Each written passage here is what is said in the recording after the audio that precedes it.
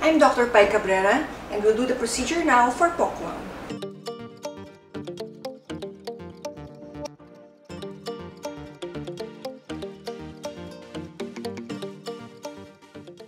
Hi, Miss Pokwang! Yes, Doki. Excited ka na? Ay, super! Yes. Baka magkaroon ako ng boyfriend. Ah! Boyfriends! And with this. And kasi, magiging super fresh with baby Botox. Ooh. Oh, diba? Alam mo ba ang Botox kung saan nag-originate? It's actually a brand, yung Botox. Matagal na itong ginagamit to relax the muscles of the face para mukhang fresh. Kaya lang, kaya Botox ang naririnig mo most commonly kasi ito yung pinakaunang-unang ginamit na injectable na toxin. Meron mga Dysport, merong Xeomin, ito yung ginagamit namin Xeomin.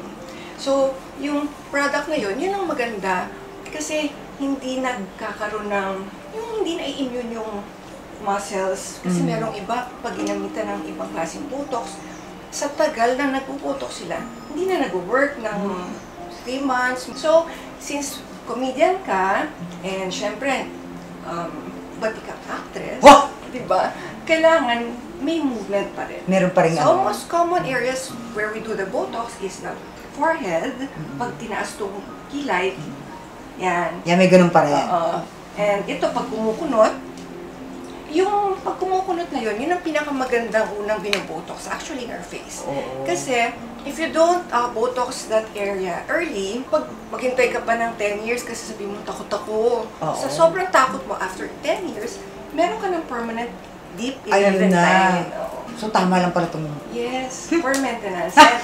Laugh line. May mga ganun-ganun. Itong tawag dito, crow's feet. And laugh line ito. Oh, yan. So, the crow's feet, pag ngumingiti ng sobra, syempre, di ba? Lalagyan din natin dito. And aside from the face, we also use Botox for yung iba ginagamit dito sa leeg. For yung mga nagsaspasm ng neck and shoulder, ginagamit din sa braso kasi gusto nila Barbie arms. Ang pang ganun. And, syempre gusto natin muscle. Importante yan po nagkakaedad. True. And then, aside from that, ginagamit din sa spasm ng eyes. Kasi merong iba, yung blepharospasm, parang hindi nila makontrol ng spasm. Parang laging pagod yung mata. Ginagamit din. But now, we'll use Botox to make Miss Pokwang look as fresh. Yes. And then, normally ang Botox walang anesthesia. Pwede yung lagyan with ice pack lang. Pero medyo mababa ang tolerance, maglalagay tayo ngayon. Ayun na nga, alam na ni Doc. Oo. Sige, kunot ka. Pinapakunot ko para makita ko yung muscle na lalagyan ko. True. So, mama need them very light. Enough lang para komportable ka.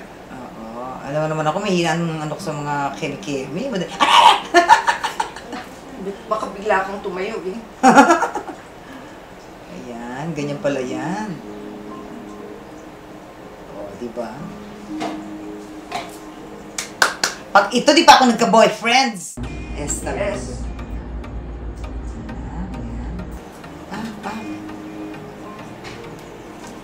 Yung Botox sa frozen. Siyempre, as comedian, kasi hindi mo na alam kung ganito, ano yun ba? true, wala na. Maganda pa rin yung... Fresh. Grabe, no? Ang dami na uso na ngayon. Maganda lumabas si Mali. Tinuturo ko sa kanya.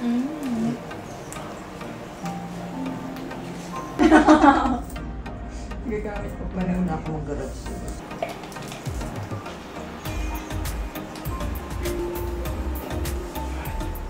Lami. Gagawin naman natin after ng Botox yung Mesofat. Mesofat is lipolytic solution. Meaning yung solution na dun, pag in-inject natin sa area ng fats, ina-absorb ng fats as nagme-melt siya. Nagme-melt. So, ang question, natatanggal pa yung fats after the procedure. Pag sinabing permanent removal, hindi siya na-achieve with Mesofat kasi ang ginagawa ng Mesofat is melting of the fats. So, lumiliit siya. So, kailangan sabayan natin with sensible diet and exercise. Yeah. Lifestyle change pa rin. Para magbumalik. Yes. Kasi kahit naman sabihin mo surgical liposuction tayo, inaalis nito yung fats, yun yung permanent. Yan. Pero hindi kasi lahat ng fats na-remove. Tapos, maganda to for localized areas. For example, abdomen, ito yung puson, lalo na pag nanganak. Cesarean. Lower, CS. lower abdomen, yung taas ng upper abdomen. Yung iba kung medyo malaki yung waist, pwede din mag-contouring doon. Pwede rin sa bra line, common problem yan, Yan. diba? Oo, totoo yan. And then yung double chin sa iba. Double chin. Yung iba kasi, they come here for tightening nung leeg nila or double chin. Pero medyo may fats pa.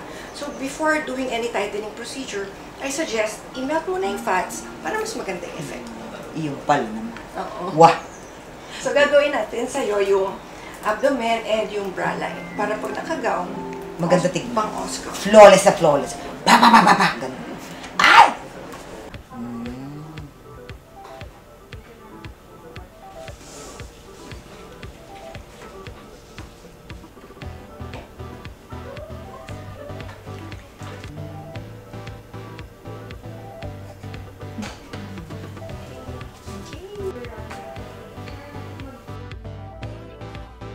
Mamaya pa kakain ko ng 2 p.m. eh.